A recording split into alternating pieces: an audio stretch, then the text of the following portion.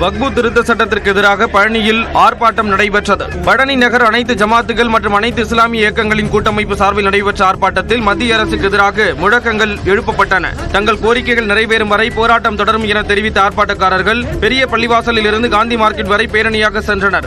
ஆர்ப்பாட்டத்திற்கு ஆதரவு தெரிவிக்கும் வகையில் திமுக நகர செயலாளர் வேலுமணி, நகர்மன்ற தலைவர் உமா மகேஸ்வரி உள்ளிட்ட கட்சி நிர்வாகிகள் ஆர்ப்பாட்டத்தில் கலந்து கொண்டனர்.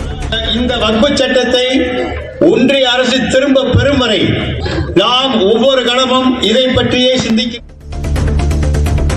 கரூர் மாவட்டம் குளித்தலை அருகே அரசு டாஸ்மாக் கடையின் சுவரில் துளையிட்டு 150 உயர் ரக மது பாட்டில்கள் மற்றும் 6000 ரொக்கம் கொள்ளையடிக்கப்பட்டுள்ளது. பில்லப்பாளையத்தில் மதுபான கடை ஊழியர்கள் இரவு வழக்கம்போல் கடையை பூட்டிவிட்டு சென்ற நிலையில் கடப்பாறையால் சுவரில் துளையிட்டு கொள்ளை சம்பவத்தில் ஈடுபட்ட கொள்ளையர்கள் மோப்பநாய்கள் கண்டுபிடிக்காமல் இருக்க மிளகாய் பொடி தூவி சிசிடிவி கேமராக்களையும் திருடிச் சென்றனர். சம்பவம் குறித்து லாலாப்பேட்டை காவல் நிலையத்தினர் வழக்கு பதிவு செய்து விசாரித்து வருகிறார்கள். திருச்சி மாவட்டம் சிறுகனூர் அருகே இருசக்கர வாகனத்தில் சென்ற முதியவர் கார் மோதி உயிரிழந்தார். PK அகரம் கிராமத்தைச் சேர்ந்த சுப்பிரமணி தனது தோட்டத்திற்கு இருசக்கர வாகனத்தில் சென்று கொண்டிருந்தார். தேசிய நெடுஞ்சாலையை கடக்க முயன்றபோது வேகமாக வந்த கார் மோதியதில் தூக்கி வீசப்பட்டு சம்பவ இடத்திலேயே உயிரிழந்தார். கிராம மக்கள் மறியலில் ஈடுபட்டபோது சுரங்க வழித்தடம் அமைத்து தரப்படும் என லால்குடி கோட்டாட்சியர் கூறியதை அடுத்து அனைவரும் கலைந்து சென்றனர். இதனால் சிறிது நேரம் போக்குவரத்து பாதிப்பு ஏற்பட்டது.